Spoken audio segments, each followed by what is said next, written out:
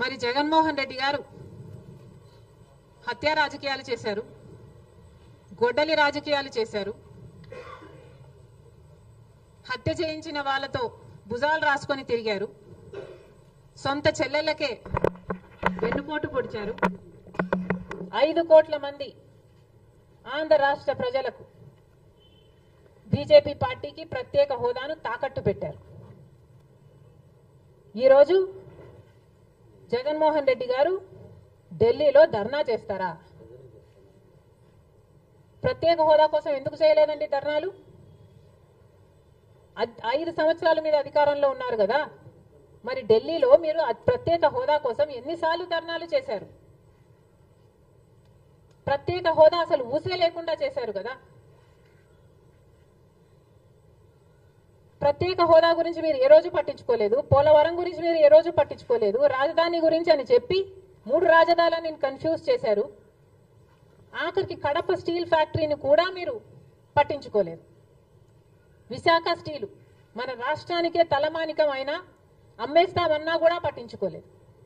ఈరోజు మాత్రం ఢిల్లీకి వెళ్ళి ధర్నా చేస్తారట.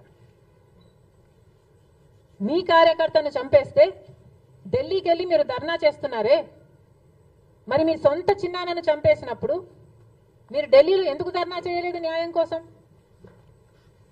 జగన్మోహన్ రెడ్డి గారు సమాధానం చెప్పాలి. ఒకవైపు ఇక్కడ అసెంబ్లీ జరుగుతుంది.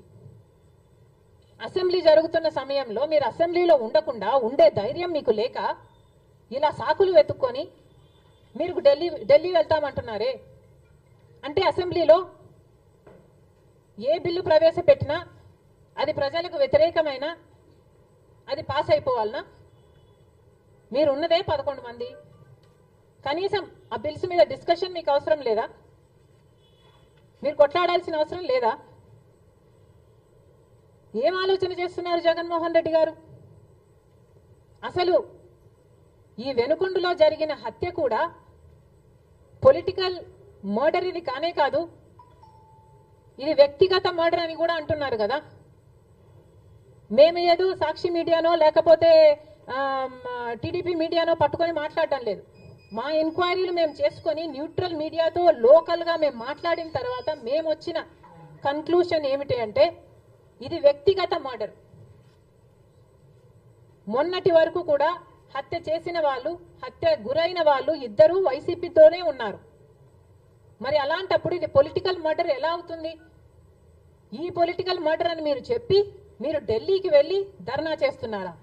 దేనికి? మీ ఉనికి కాపాడుకోవడం కోసం, మీ పార్టీ కోసం అని చెప్తున్నారు. ప్రజలు ఏం ఆలోచిస్తారు? ఈరోజు వరదలు వస్తున్నాయి మన రాష్ట్రంలో, వారిని వెళ్ళి పరామర్శించాలని మీకు అనిపించలేదు. కానీ వ్యక్తిగత మర్డర్లో మీ పార్టీకి సంబంధించిన 2 కొట్టుకొని చచ్చిపోతే ఈరోజు మీరు ఢిల్లీకి వెళ్ళి ధర్నా చేస్తారా? ప్రజల కోసం మీరు ఎందుకు నిలబడలేదు?